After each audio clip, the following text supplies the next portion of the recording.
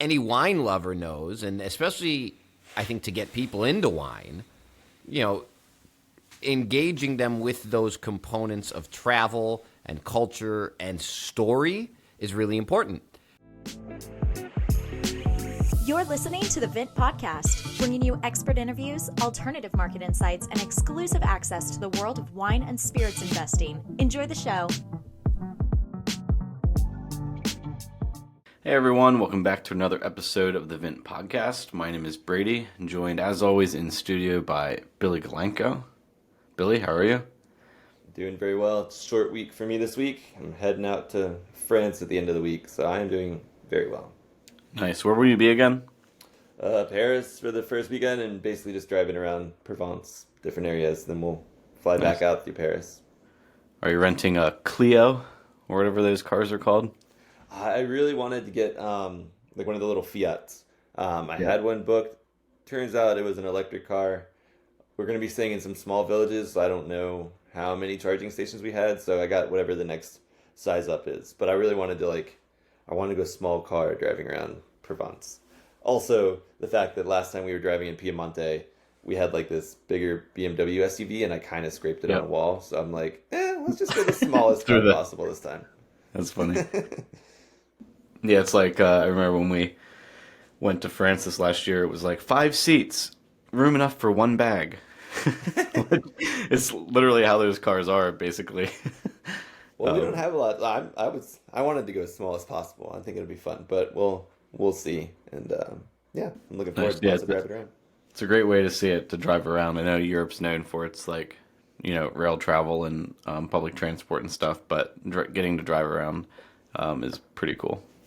Yeah, it's my favorite, so I'm excited. But before that, we have an exciting interview today, round 2 with Vint's Answer, V is for Vino, probably my favorite wine show, I guess. It's easy to say online now that the wine show by the famous people stopped making episodes years ago. But even before we get on our conversation with Vince, this is actually pretty cool because last time we had Vince on for just Thanksgiving stuff.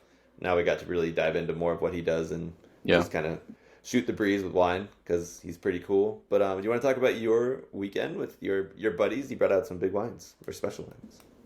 Yeah, just went down to Virginia. We were down in the Shenandoah Valley at like a golf ski resort kind of place. Rented a little house down there. I had about 11 of us, and wives and girlfriends and some friends from back in school, college.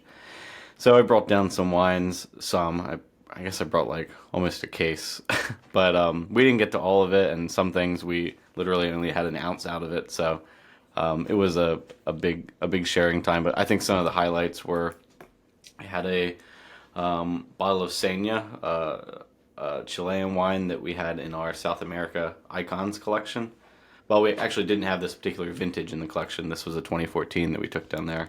And that was really exciting. Folks love that. And it was cool to hear, some of my buddies who maybe are more into like whiskey and brown liquor and things, kind of identifying like interesting tasting notes and stuff out of that wine, especially like the kind of earthy minerality, juxtaposed against had a single vineyard Napa from 2014 as well. It was Heritage School, I believe, Julie's Creekside Vineyard. So it was a producer that was put onto by Master Robert, actually, or Master Som friend in Richmond. Sold me that wine a while back, 2 single vineyard wines from that producer, and that was maybe one of the best Napa bottlings that I've had in the last. Yeah, I can't think. I almost said I've ever had, but I can't really think of the last one that impressed me that much. And so those were 2 cool wines, kind of side by side, definitely different affects with those 2. Then some late harvest Petit Manseng, which I know you shared a wine meme, a wine dad meme the other day about Petit Manseng, but that was a cool wine, 2013 late harvest, which is would be a more dessert wine style, but had really great bright acidity and was awesome. So those were kind of the 3 highlights, I think. Nice. Yeah. Well, first, it was just serendipity that that meme came up, but for everybody listening, it was basically the top just had petite man saying question mark, and the idea of the meme is like, what would a normal person hear if they heard petite man saying? So then the person's response was, what did he sing and how small was he? Like a petite man. Yeah. So good. But yeah, no, I'm happy because we had talked a little bit about, what wines you should bring and what people might find interesting, and I'm happy your friends were able to were able to tell the difference, I guess, between the wines. One, and number two, they got a little into it. That's always fun and helps people learn about wine in a fun way. Yeah, I think the Napa won the night, and to be honest, I think it probably did for me too. It was just everything you want a Napa cab to be. It was in 2014, so you have 9 years on it now, 8 years I guess, about. And so that was, I thought it was showing really well, and just everything about it was so well integrated, tannic structure, all of that. Had good acid, even though it's valley fruit. The acid was there. The fruit was. Where is it? Where is the single vineyard? I'm pretty sure it is. Hold on, I'm zooming on the picture. Calistoga. Oh, so that's up A there. little bit. I guess it's a little bit higher, but maybe I'm thinking of the other one. The other single vineyard from that producer, but certainly not like the Chilean wine we had, right? So that juxtaposition was cool, but I think they both showed really well.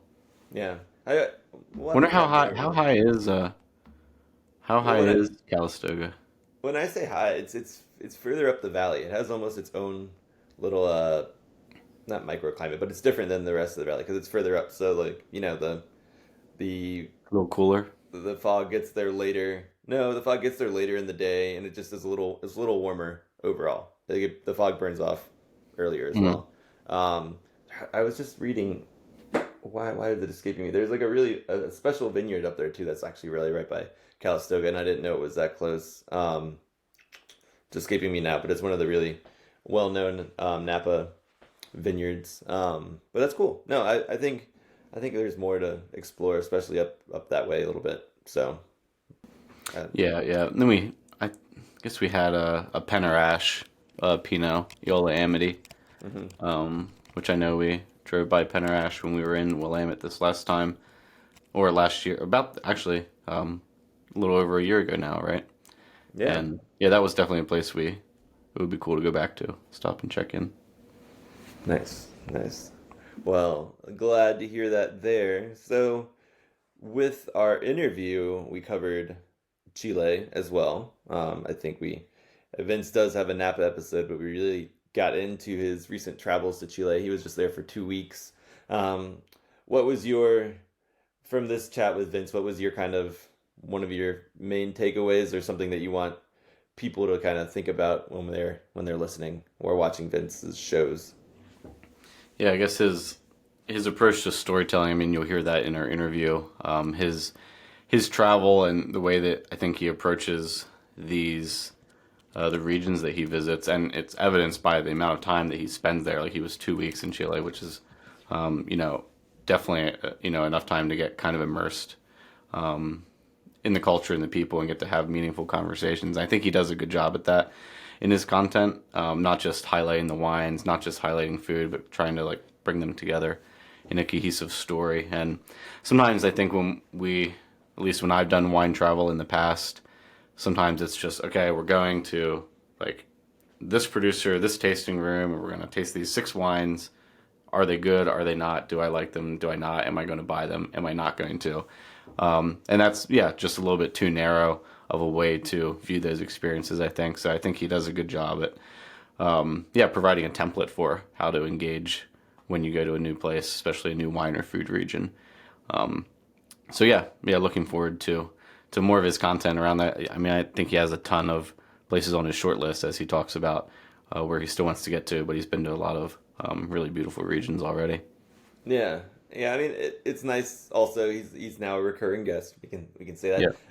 Having him back on the pod, and he's just a cool guy. So we were able to kind of just chat a little bit more, give each other some hard times. So we got to go talk a little bit about some of his blind tasting and how hard in the moment it can be. But I gave him a little bit of hard time about one of his blind tasting things. But what I do like about all of Vince's things is that they're very he's not self-deprecating, but it's always like very honest. Like everything he's doing, like he shows when he's like really excited or when he's like really surprised, or he'll be like, I feel like it's a very genuine experience too. And also, I think to your point, that's maybe what you miss in some wine shows. People are so trying to analyze a wine or take it so seriously or provide so much information that the human part behind it gets lost. So I think that was really, really nice watching and listening to him this time. And after we filmed this episode, I went and listened or watched his first food episode. It's called Vino First, I think is that the new series is called. And it was really cool for me as a wine person. I was worried it was going to be too much like cooking and breaking down all the ingredients, but it was focused on Albarino, and he had multiple styles of Albarino, like fully sparkling, kind of just like a really lean bottling, and one that I think had more time on the lees or something, a little more full bodied.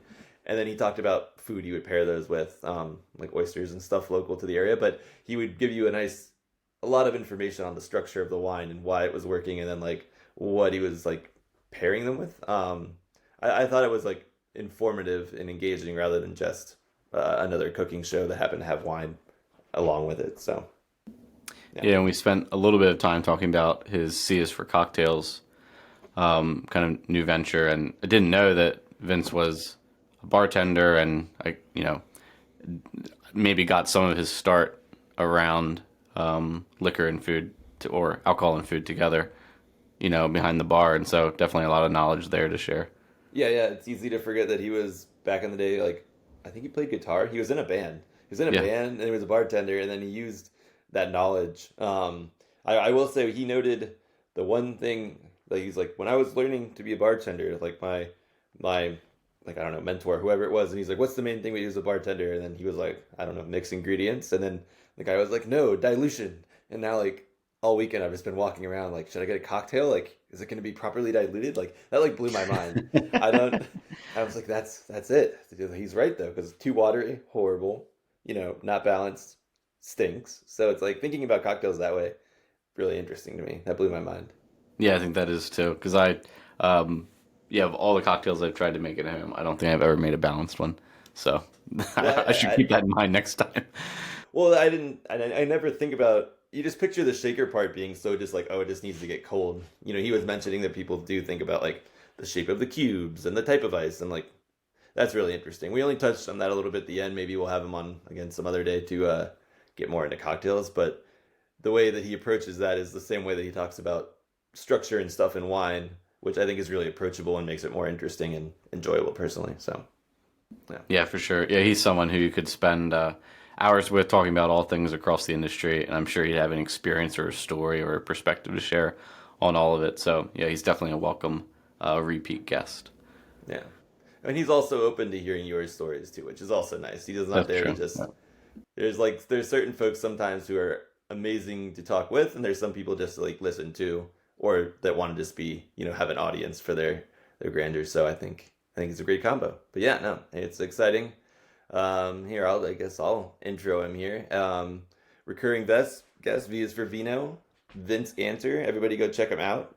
He's on YouTube, and he also has a website if you want early access to all of the videos and a little bit of behind the scenes stuff, as well as like direct.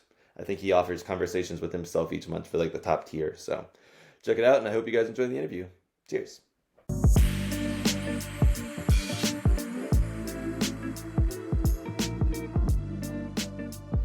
All right, we're welcoming back recurring guest Vince Anter from V is for Vino. Thanks for joining us again.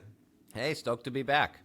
Yeah, Vince, we mentioned this in the intro, but his channel V is for Vino is one of my favorite, I guess, wine video channels. It was before YouTube, and now it's on YouTube, and he's one of the best YouTubers out there. We even talked to Konstantin Baum, and he was like, yeah, that guy's really cool. And that guy is, if anything, the other wine YouTuber out there. So you gotta hook us up. I've been meaning to reach out to him and collab with him, and just haven't had the time, but he's awesome too. Well, he said the same thing. He's like, oh, I've been meaning to reach out to that guy. So anyway, he complimented your production value. So said it was great. He's the master. He puts out a lot of content too. He's great. Yeah. So on that note, can you give a little background onto, and your channel is they're very complementary because his is very more educational and yours is a lot of things. It's educational, it's travel, it's food, it's cocktails. So can you give a little background on kind of how you started V is for Vino and who you are, and then kind of where it is today and how it's grown? Yeah, absolutely. So I started V is for Vino when I took my sommelier exam because I thought that taking the sommelier exam wasn't a fun process. It was fine for me because I was in restaurants, but I was looking for video resources on how to learn wine is pretty much what it came down to.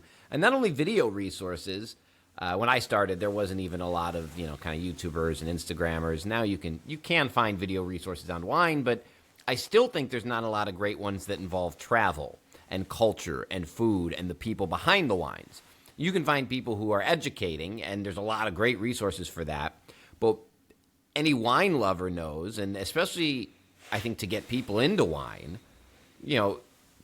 engaging them with those components of travel and culture and story is really important. And so I wanted to make the Bourdain meets Altan Brown of wine, where you travel to wine regions, you get to see these regions, what they look like, meet the people there. We do have some educational components. We break down grapes and geography and usually some wine topics in each episode.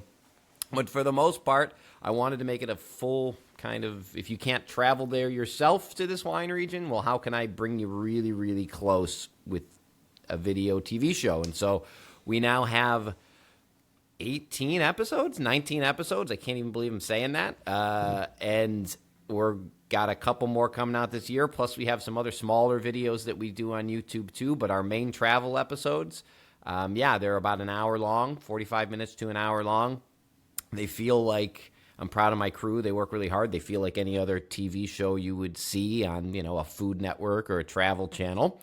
And the easiest way to watch, I'll get the plug in up top and get out of the way. The easiest way to watch is YouTube because it's free. We have some other places where you can see us, but YouTube is the easiest way. V is for Vino. Nice. Yeah, the travel shows are what got me hooked. But do you want to, since we last spoke, you've come out with like a number of mini kind of sub episode things too. What are those now? Yeah, so I have the travel episodes, but those are for a small production company like us. We're just a couple people. We're not as big as I think we maybe sometimes come across, which is great. I like that people think we're bigger than we are, but we can only do so many travel episodes per year. So instead of trying to do what we did in season 4, which is 7 travel episodes, plus we're filming for the next season, it just got overwhelming.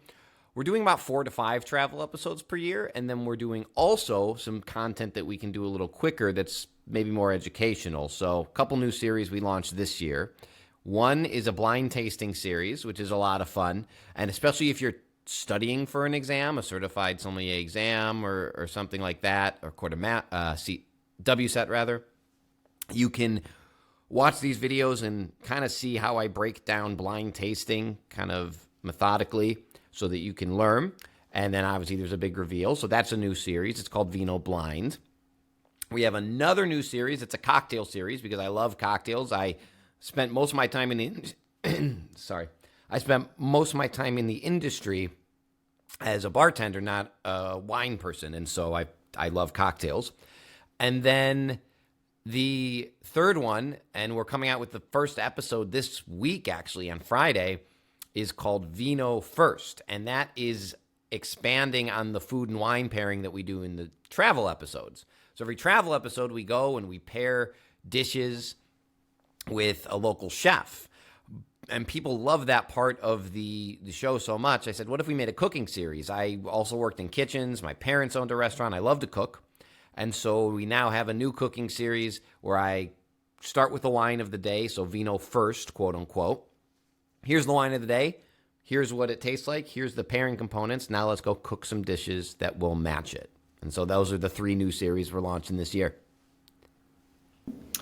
Nice. Yeah, so many different avenues where people can come in and actually sort of discover you. Do you find that, you continue to expand your audience as you add these new kind of segments and episodes? Or is it just continuing to feed and provide, longevity to the current audience? What are you seeing in terms of who you're able to bring in? Yeah, that's a good question. The goal is to bring in new people, but honestly, Yeah. I think the travel episodes are still the gateway right now. And what this does is kind of keep the people who are already fans with a constant, steady flow of content all year long. The goal is, I mean, we haven't even released the first episode of the cooking series. We've only released one of the blind and the cocktail series, though they're all filmed.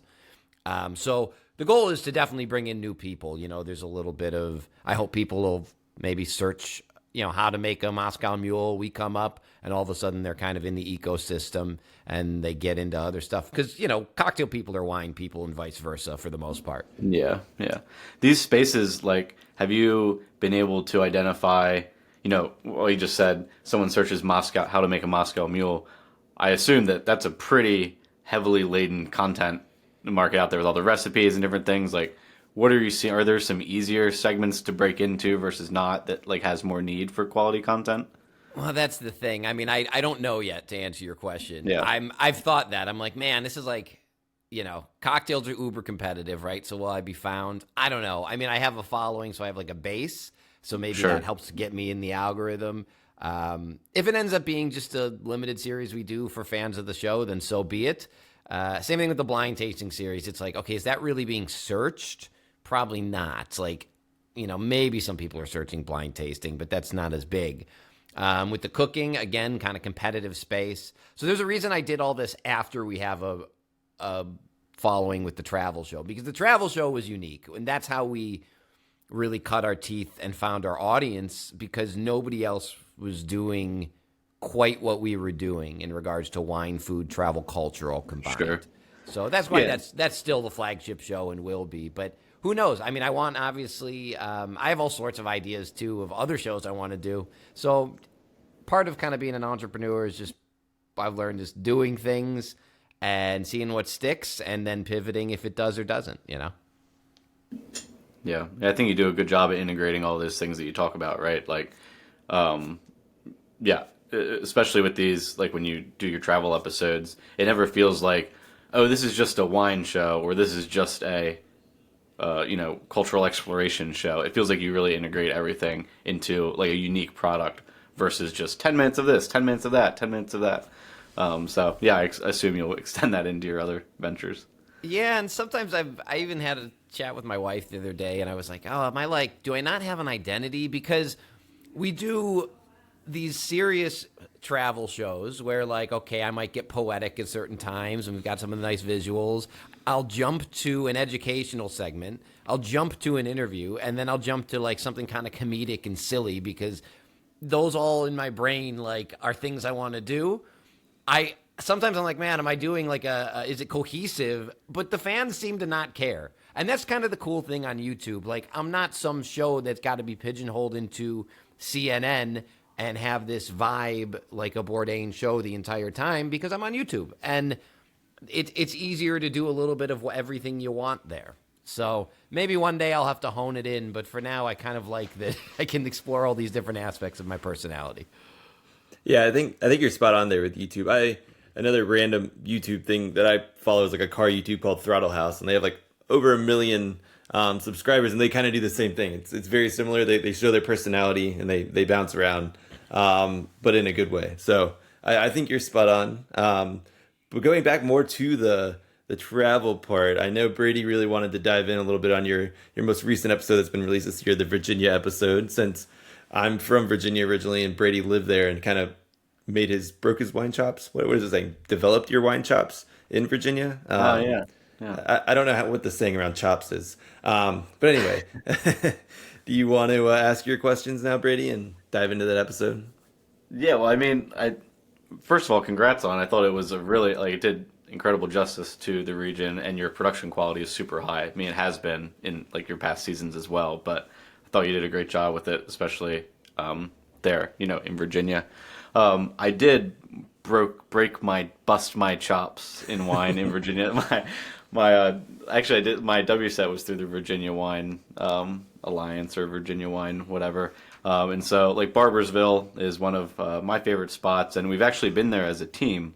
So it was cool to see them highlighted. And Stone Tower, who you also mentioned, in that episode. I never actually had any wines from there, and I'm hoping to go visit. I reached out and name dropped you a little bit to go and visit there this summer. So they said great things about you too in that email. So what kind of stood out to you most in terms of like, you've obviously been to the old world, you've done new world, and you had this line of, Virginia kind of bridges the gap between the two.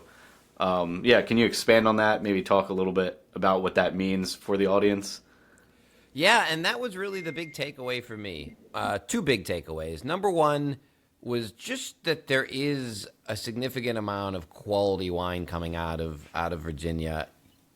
I've gone to some up-and-coming regions, and every region has like a few producers that are doing good stuff.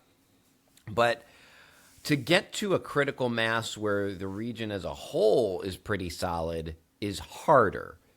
That takes time. That takes collaboration among the different entities. And I talked to the people in Virginia, and they said even 5 years ago, like, I don't know if I'd tell you to come here. It really was in the last 5 to 10 years that you've seen it go from a couple wineries sitting on islands making good wine to, there's an industry, and the industry is solid. And I think their challenge now, and they even said this, is, we're not outside of Virginia very much. There's no reason why Virginia wine shouldn't be on wine lists on the East Coast, for instance. Like, California is always going to be kind of high on their own supply, but the East Coast should be East Coast wines. There's no reason not to, and so that's their challenge. So that was the first thing, was that there's just really quality wine there across the board for the most part, at least what I tried. And then the bridge between Old World and New World is the line I kept using because it had the acidity of and the body in the wines of Old World style wines, and so higher acid wines that tend to have a bit lower alcohol, a bit more earthiness, but at the same time, they weren't super funky dirty like you might get some Old World wines being. So they bridged that gap really nicely. And a lot of places in California or other places in the States like to say they're making Burgundian wines or they're making a Bordeaux-style blend. But then you taste it and it's all just fruit. And I didn't get that with Virginia. In fact, the Barboursville Octagon that I had after the cameras were off, that was, I think, a 2009, was very, very Bordeaux-esque. More as it aged, it turned more into that kind of Old World style. So, that was really fun. But then I went to Stone Tower, that was like a modern winery, and they were more fruit forward. So I suppose you can find everything, but I did like that it kind of could incorporate elements of both. Yeah, I guess that probably owes a little bit to like the ethos and like winemaking philosophy and such, probably at Barboursville. But just the fact that you can produce fruit of that quality, that's what always, I think, drew me in to Virginia initially, was just, it seemed like, maybe a wine was made in a particular style that was like this isn't exactly for me, but the quality of the fruit overall always like really stood out to me. And so I think, obviously, you see that at Barboursville and places like that, but I feel that way sort of across the state. About places I've been to. So I even just scratched the surface on the Shenandoah Valley, but all the wines I had from there were great. I had some amazing Cab Francs from that area. So I do think that industry is now at a point where they can kind of stand behind their product. And like I said, now next step is, okay, how do we get it out there? How do we get it distributed? Because they're hard to find outside of Virginia, right? I mean, that's their big problem. I live in Maryland now, and you really can't even find Virginia wines, the wineries that we're talking about right now, in just say our Total Wine up here. And you can't even find them in, boutique wine shops, really, which is really bizarre to me. I know that they, some brands like Lightwell Survey, I know Barboursville has like some better distribution, like they can be found up in New York and such, but it's just really weird that, Mid-Atlantic and the East Coast in general hasn't adopted those more, as even I feel like Finger Lakes gets a little bit more adoption, but Virginia definitely should be in that conversation.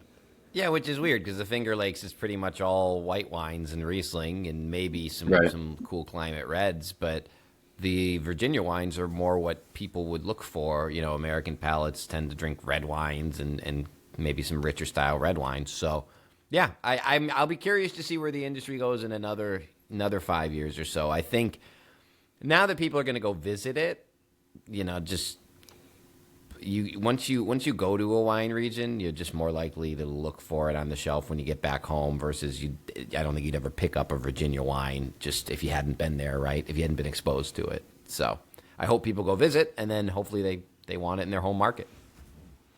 Yeah, before I left, well, I don't know. I guess I was living in New York at the time, so this was probably like 5 years ago.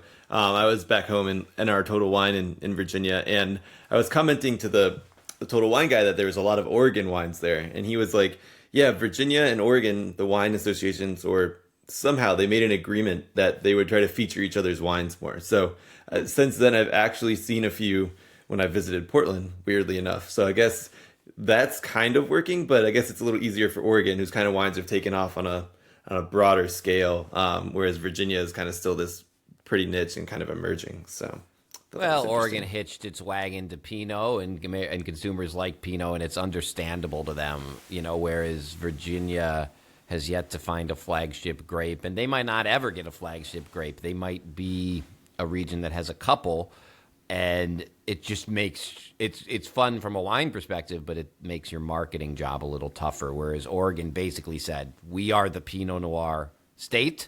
This will put us on the map, and they do other things, but they know where their bread is buttered, Yeah. Well, and what like Viognier and Cab Franc, like those aren't necessarily the easiest to market. I mean, those are the flagships, I guess, in Virginia, but who knows what those are. The state grape's technically Viognier, but yeah, I guess it took Bordeaux like hundreds of years developing claret, and then they just got known as Bordeaux, and then that's fine. So you don't care what's in there, but there's not going to be a Virginia claret that's just going to pop around and become famous.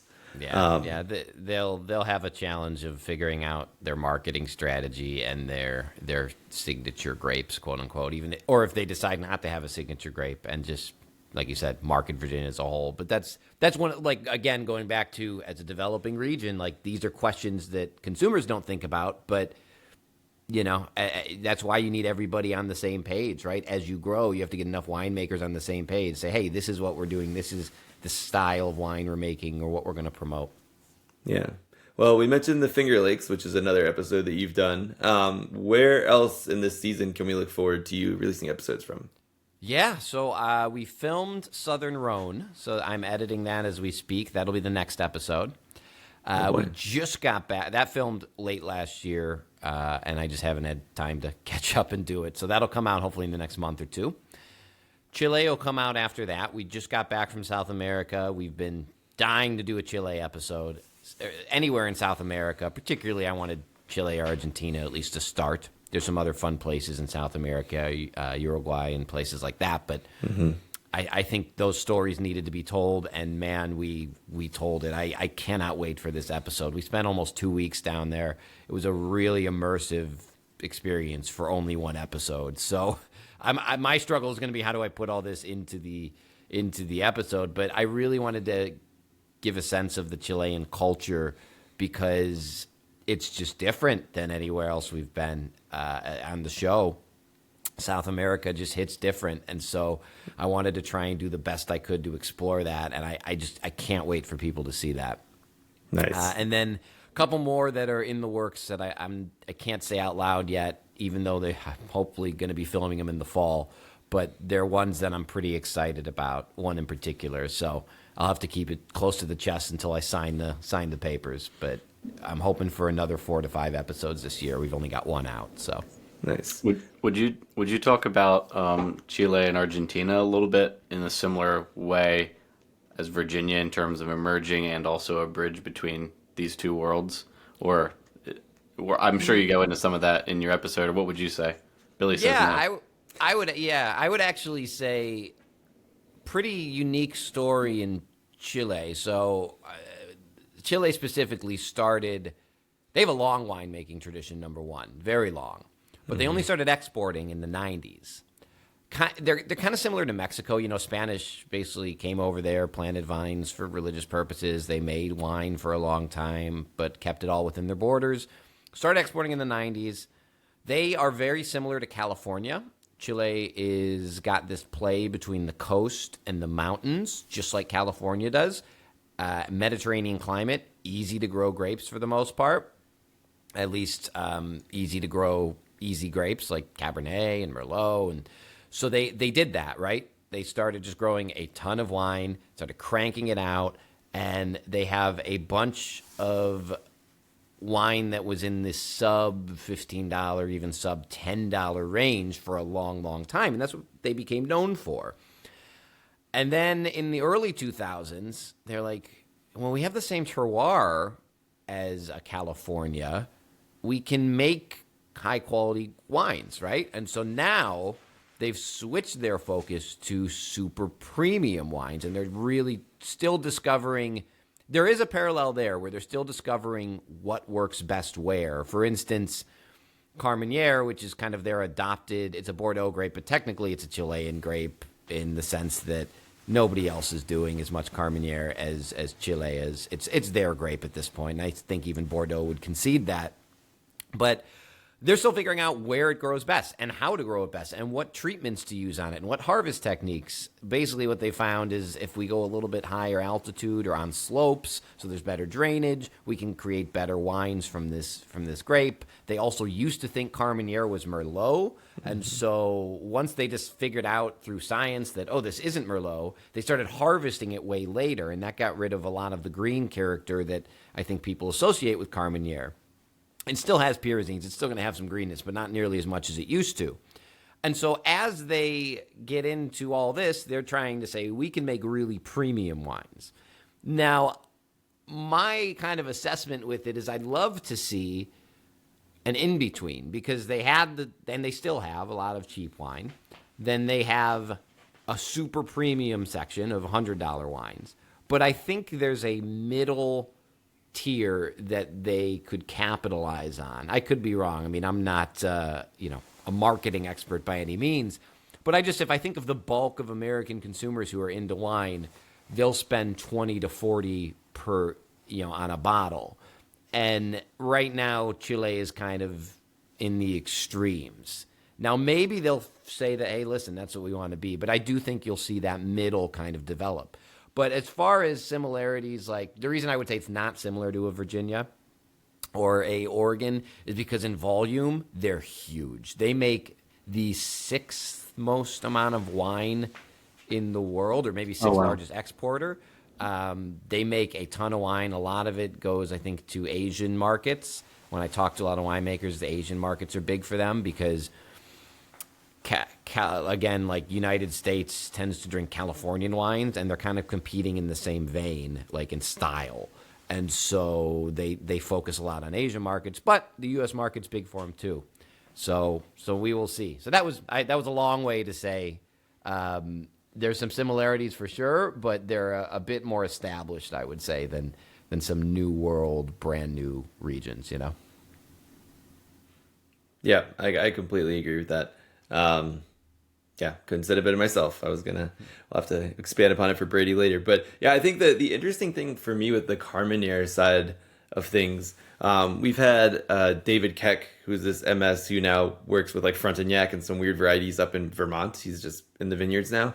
And he was like, yeah, this variety was only really created in the lab in Minnesota and released in the 90s. And so they're still trying to figure out like, where does it grow? What does old Frontignac tastes like? But for me, it's like almost like they rediscovered Carmenere when they realized it wasn't Merlot. And to your point, I think they're still working on. It's gotten a lot more nuanced and a lot more refined as they figured out how to grow it, when to harvest it, and where to plant it. But I think there's still a long ways and a lot of potential for Carmenere as a distinct variety moving forward as well. 100%. I mean, the best wine I had the whole trip was a Carmenere, and I couldn't believe it. It was one of the best wines I've had on the show, period. I just was blown away by what they could do with it, because it has this, and in general, I'll say, not just the Carmenere, but all the wines in Chile, I always look for what makes a wine region unique. And what I found unique to the wines in particular from Chile is tremendous concentration with freshness. Mm-hmm. Like California wines can oftentimes have that concentration, but it's in a richer style, right? but these were like 14% alcohol, super, super concentrated and deep, but still fresh, still didn't kind of overwhelm the palate. And so that was an area where I think they're finding that with Carmenere. They're putting the Carmenere in blends, and then they're doing things with Cab and Merlot and Syrah and all the other international varieties that you would expect to see. So it'll be fun to see how they evolve. Like I said, I think for them, their challenge is just, are we, value wine? Are we premium wine? Are we somewhere in the middle? That's going to be their challenge as they move forward. Interesting. Pivoting a little bit to your Southern Rhone trip. Was that different than your Provence trip? Because you've been down to Provence and some of the south of France before, right? Or did you film them both at the same time? No, they were separate. And what's funny is I just keep finding myself in the south of France. I said I wasn't going to mention where we're going, yeah, but I problem, think we can. Yeah, but I think we're going to do a Languedoc episode too, because that one I can say is almost finalized. So I'll mention it. So that's 3 in the south of France. That's Provence, that's Rhone, and that's Languedoc. But I think they're different enough. So for sure. when I think Provence, obviously I think rosé. When I think Southern Rhone, which is what we filmed, obviously you're focusing on the Rhone blend, the famous Rhone blends. And from a terroir perspective, it's actually much, much different than Provence. Provence is much more, it goes up north, but I associate it with the coast and the breezes and things like that. Whereas when I think Southern Rhone, I think of kind of mountainous terrain, a bit more north. We explore the episode. Actually, we take my buddy, a French local, and he takes us around like this classic car, and we kind of made it like a road trip episode because you go from this beautiful hilltop village to the next beautiful hilltop village, and you're going to see that in the episode. And so not only do I think of it different from a terroir perspective than Provence, but stylistically, they're much more focused on reds and white blends. They do make some rosé, but it's almost, it's a small percentage. And the wines they're making there now, when people think Southern Rhone wines, I think traditionally and classically they were big wines, right? They were 15% alcohol because it was hot in Southern Rhone. And, now they've kind of decided they understand where consumers' palates are today, and they are making lighter style wines, I would say, using more Grenache rather than more Mourvèdre and Syrah in the blends to give it more red fruit, more acidity, more juiciness. And they're really, really, really focused on biodynamics and organics and sustainability. Every wine shop I would go, I'd look at the bottles, and I'd say at least half, if not more, of the bottles had some sort of logo talking about their sustainability initiatives or their biodynamic status or whatever it might be. And when you go to the restaurants, all the restaurants on their list have little icons talking about it. They're in a really, really great spot where they can make that kind of wine because they have great climate, they have winds, they have hot climate with no pests, no mold, no mildew. So they get a little leg up, but they're big on promoting it. And so that was a big thing I noticed when I was down there. Just in terms of like terroir and like geography in some of these regions that you've been to, actually being on the ground there, which ones have maybe like stood out the most in terms of being like, wow, like really didn't understand what this was like until being here on the ground? Did you have any of those kinds of experience, especially like in a place like the Rhone? Yeah, again, just the beauty of the Rhone is going to stand out in the episode. Like when you see how you basically have these big, expansive plains peppered with old geological formations that kind of jut out of the ground. You can get down to Avignon and be in the city and be near the coast, but there's just some really, really great terroir there. When I saw Portugal, when I went to the Douro Valley in Portugal, I was pretty blown away. That was another one. Just if you're asking like where I went, I was like, oh, wow. Like that was one of them. You see it in photos, but when you see it in person, it just is pretty, pretty remarkable. Just because it's in my head, I guess Chile has its own feel. You go down to South America, it feels like South America. They only got out of dictatorship in the 90s. And so it's still developing and figuring out, who it is and what it wants to be. So it feels different. I mean, especially you go to Santiago, there's graffiti, there's stray dogs. I mean, it feels different. And so what's fun to me with the show is showing that and hopefully encouraging people to go see it themselves. I mean, my secret goal of the show is to get people to go visit these places that, in person. I've already had people even from the Instagram stories looking at Chile and being like, oh, I didn't even know they had this in Chile. I didn't even know they had these experiences, and hopefully going down there. So that's the true goal. That's cool. Yeah, I think that, when we talk about travel, as the show grows, I mean, you've been to many of the major regions now. As you look ahead to future seasons and stuff, I know you can't give a ton away, but do you see yourself going back to any of those places, focusing on something else, or like continuing to visit new locations where you're kind of repeating the same like culture, travel, food, wine sort of approach to it? I want to keep going. I don't really want to go back to places I've already been. The only reason I would do that is maybe some of the earlier seasons I would want to revisit because I think we can do them more justice. That's my only like caveat to that. But once I kind of knock off a place, one, because from an education standpoint, I want to keep educating on new places. There's just so many places in the wine world that I haven't been. I mean, it seems like I've been a lot, and 20 episodes a lot, right? But I haven't done anything in South America other than Chile, so that's the whole continent. I haven't done South Africa. I haven't done New Zealand, Australia. I haven't done any of Eastern Europe, no Germany, no Hungary. Sure, I mean, there's just so much. I've barely scratched surface on Italy. I mean, Italy's got so many wine regions within it, and I've done Piedmont and Prosecco, which are both northern Italy. I haven't done Sicily. I haven't done Tuscany. I barely touched Spain. I'm hoping we can go to do another episode in Spain next year. So I want to keep going to new places. The challenge for me is just the logistics of making it happen. But I hope we can keep educating and keep going to new cultures and featuring new places. One last question on the Rhone and Provence? We're going down to, my partner and I are going down next week. We'll stop in Paris, but do a week in Provence. Unfortunately, it's not long enough to go up into the Rhone. But what would you say, food wise and like wine wise? Like, I guess you mentioned wine already, but like food wise, like what are things that you didn't expect when you went, especially to Provence, but like that kind of region as a whole to definitely look for when you go? Yeah, they wouldn't say this, but to me what's cool is that you're very close to the Italian border in Provence. So you get kind of this blend of Italy meets France. You have some amazing, like, pizzas, for instance, and pasta and things like that. So, and then just that Mediterranean, fresh style of cooking, a lot of fish. So that can be a really fun thing when you're there. I'm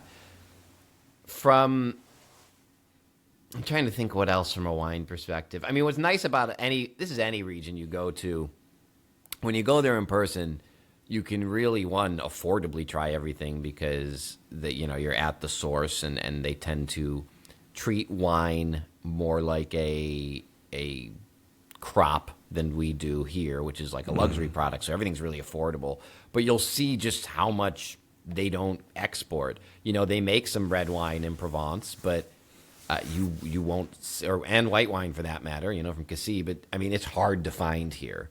And there you'll be able to try those kind of unique things. And that's another reason why I encourage people go to these regions, because you have a small fraction of what's available to, from that region available to you in your, not only your country, but your state. If you're in the States, only certain, if you're in Ohio, for instance, you probably have access to about 10% of the wines that are available in the entire United States. So when you go there, you get the full menu, which is fun. Nice. Did you have any pastis while you were down there? And if so, how are they? Yeah, I love Pernod. So I always start when I start my day there, my meals there, whatever. I always just get one real quick because it's like, yeah, €2, €3, and it's just a great way to start.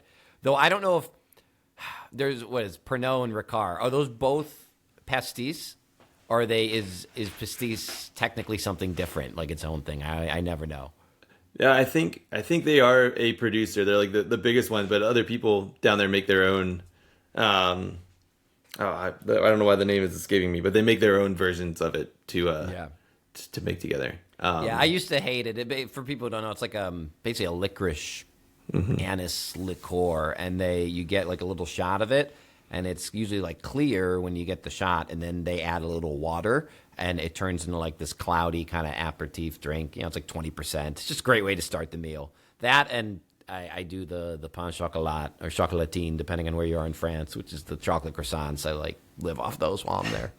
Did you drink any Mark where you're down there, or Mack? I guess how they say it. No. Nice. That's on my radar. We randomly had a whiskey collector, actually just a guy that's a friend of the company from Southern California, and he's been getting into obscure Mark. I don't even know what that is. So basically, picture grappa. It's like French grappa. Okay, it's grappa. It's grappa. It's basically the same thing. Like distilled spirits made from leftovers, grapes. Great brand. For those who don't know. Yeah, but I'm, obviously their grappa can range extremely in different qualities. So I'm excited to kind of get down there because this guy was going on and on about these obscure marks he's been drinking in California. So I was like, got to try some. Yeah, and DRC makes a mark. Really? Yeah, which was a crazy find. That was like, I have to get hands on that bottle sometime. Yeah, that's awesome. Yeah, no, I've never got quite into that whole basically clear, grape must brandy scene. They're strong, man. I mean, you got to have iron will to be into them for sure. But guys who like them, they like them. Yeah, we'll see. Yeah, you certainly can't have many of them. So cool. Diving into a little bit, moving over to can we talk a little bit about your blind tasting segments? And I think a couple of them, I will say the one in this current batch this season made sense to me. I guess I don't have to give it away, but the two grape varieties that you ended up with, I was like, okay, I could see that. I think the palate's a little different. They're aromatic varieties, but the one that you had earlier this year, I had a burning question. We watched this for last weekend or 2 weekends ago, and you ended up with Riesling and Sauvignon Blanc as what you were deciding between. I just want to know, like, was it a really aromatic? Like, what was bringing you that way? I don't know. I know this is a long time ago and you probably don't remember, but I've never really had a Sauvignon Blanc and a Riesling that I've tasted and I've been like, I don't know which one's which. I'm just kind of curious how you ended up. Yeah, well, I mean, I think, so I actually don't remember going between there. I probably should have got it if that's what I was between. But what I will say is that if you take away the sugar from Riesling, what are you left with? Because if I thought it was a dry Riesling, right? Well, you're left with a light-bodied wine that has lots of acid, that has some floral component. You could say that about either wine. That's got, the only thing that I probably should have picked up on is, but again, all right, so let's say I think it's dry Riesling, right? I would expect, citrus to stone fruit. But I would expect the same thing from Sauv Blanc. If you have like a richer style Sauv Blanc, especially, let's say you had like a New Zealand Sauv Blanc, or a California Sauv Blanc that gets into stone fruit land. Sometimes the Californians will leave a little bit, just a hair of residual sugar, so now you're getting some kind of, some sweetness to it. So I could see how in my head maybe I got it, Yeah, that makes sense. But now that if that's what I was between, I've practiced since then. I just did this whole blind tasting series, so I filmed 9 of them, and I'm proud of how I ended up. I can't give away, what I did, but by the end of it, I was comfortable with how I performed, which, it's a little nervous, put yourself out there. I told my crew at the beginning, I was like, listen, because we did film this blind tasting series and we did 9 in a row, not in one day, in like 2-3 days. And I was like, guys, if I get these all wrong, I don't think I can release it because people will think I don't know what the hell I'm doing. Luckily, all I'll say is I didn't get them all wrong, so I'll leave it there. Nice. Yeah. No, I think it ended up being a New Zealand Sauvignon Blanc, and your logic makes sense. I had to ask because I was curious. It's funny you also say what is Riesling without the sugar, because we've had a past guest go like, what is Sauvignon Blanc without the acid? Nothing. And he was just like, he was very adamant. So it's funny you put it that way. Yeah. And just going back to it. So, all right. And then both floral, both can have those stone fruit characters. I could see how you could get like a dry Riesling mixed up with a semi-stone fruity, little bit of residual sugar, Sauv Blanc. It's funny. I mean, it seems like how could you do that, right? But when you're in it, man, your head starts playing tricks with you. You'll see in this blind tasting series, you'll know what it is, and then you will just talk yourself out of the right answer. So that's a big thing I always say when you're blind tasting is to go with your gut, because your first answer was probably correct. Yeah, no, it's funny because you say like who's just Googling blind tasting videos, and that's what we do on like Fridays before we go out. But it's so easy when you're watching. You're like, oh, I obviously know what this is. But to your point, when you're in it and you're thinking and then you double taste, it's almost like when you start saying like a kind of complicated, like multisyllabic word over and over, and then by the end you're like, wait, it sounds so weird. Why is it sounding like this? It's the same thing. You can easily talk yourself in many directions. So yeah, you'll see it in the videos. It's funny. There's a couple of them where I'm like, I smell it. I'm like, I know what it is. I know what it is based off the smell. But then you taste it, and the structure isn't quite what you expected.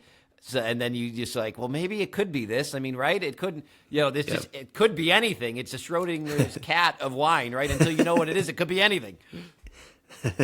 Alive or dead. You want to also talk a little bit about your cocktail series too, the C's for cocktails. I think the first one was a Negroni episode, which was really cool. Big Negroni fan here.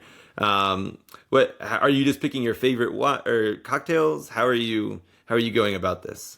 Yeah, well, I wanted to keep it Vias for Vino. I mean, like you said, there's a lot of people out there making cocktail videos. So how can I make it so that it's still in my wheelhouse? And so, well, what's the hallmark of my show is kind of bringing in that education and history. So that's what we did. So for the Negroni or for all the cocktails, what I do is I say, hey, here's our cocktail today. Here's the little history segment, how it came to be, where it was supposedly invented, which as I researched, I found out is not clear at all for almost any cocktail. There's like huge debate as to where every single cocktail was invented and who it was invented by. But I try and give what is the general consensus. So then, we start with the history of the cocktail. Then we cut back to, hey, here's our ingredients that we're going to use with it. Then I do a little mini quote-unquote nerd lab, which is a little segment I do in the main episodes where I talk something sciencey. I do that with the cocktail. I say, hey, here's a tool that I use in the bar, and here's what I think of it and why you should use this and when you should use this, or here's the technique to how to shake properly. So you get some of that theory in there if you are wanting to kind of up your cocktail game. And then obviously we make the drink.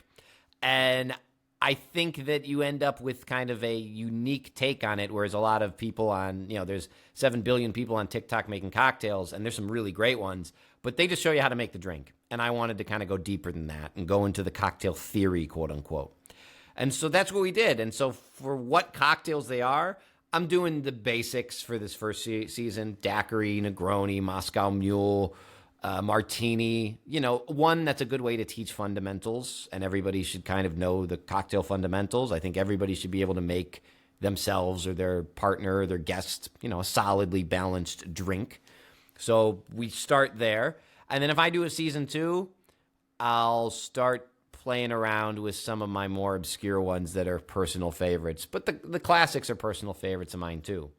Oh, and the other thing we do is at the end of the segment, like for the Negroni, I give you like 3 or 4 variations, because a lot of the cocktails that we love are just variations of the classic drinks. That's why you got to know your classic drinks, right? So we give some variations too. It makes it a little fun. It's something too that I feel like doesn't in like cocktail content is actually understanding like you said, the theory behind why do these 3 liqueurs or juices or fruits or whatever like base you may have, like how do they go together, like what's the theory behind it? Because sometimes you're here at the house and you've got a bunch of weird stuff and so how do you figure out there's some apps for this, I guess, but how do you get the theory down so that you don't feel completely lost without knowing, use 1 part this, 2 parts this. So I feel like there's not a lot of content around that. Yeah, and there's a lot of, like for instance, you watch a cocktail video and they give you a recipe and they say, okay, shake and strain. Like there is a technique to shaking that's really important if you want to do a properly balanced drink. I first started bartending my mentor kind of asked me, he's like, what do you think our most important job is? And I'd be like, I don't know, mixing the ingredients and, coming up with ideas. And he's like, no, it's dilution. Like, dilution is the job.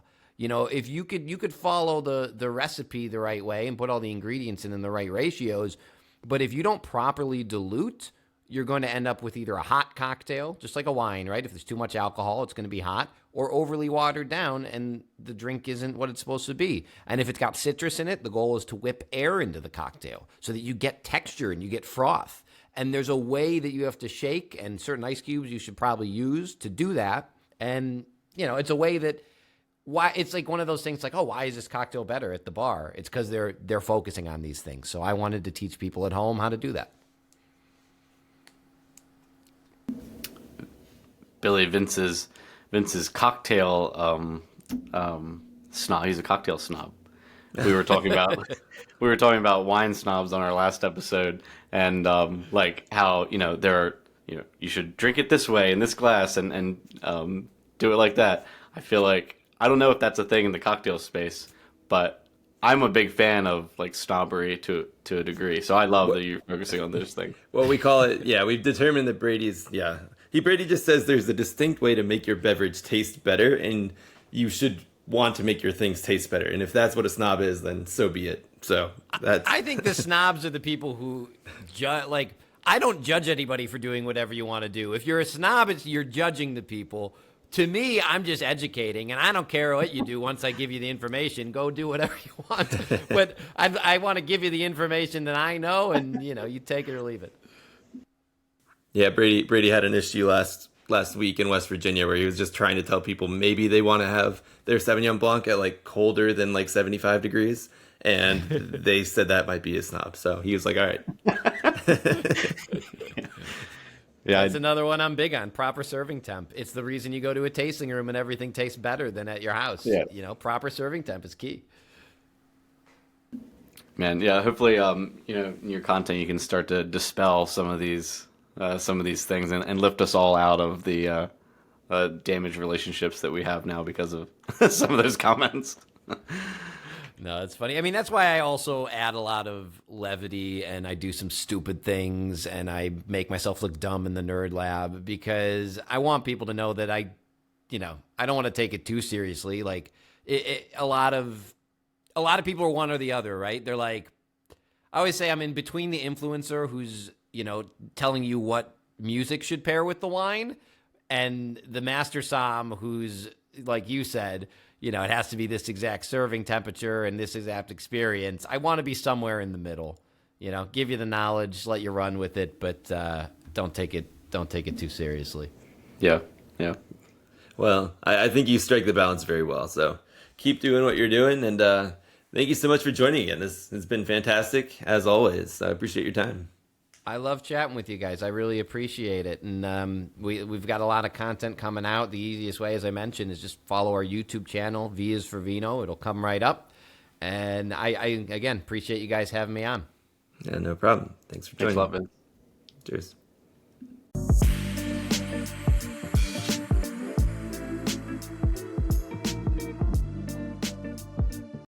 All right, and that was our interview with Vince Answer, V is for Vino. Go check him out on YouTube and his website.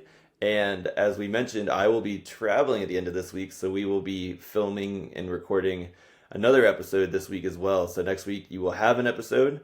It will be made from this week, though, and then we'll be back with a fresh new episode the week after. So we'll talk to you guys then. Cheers.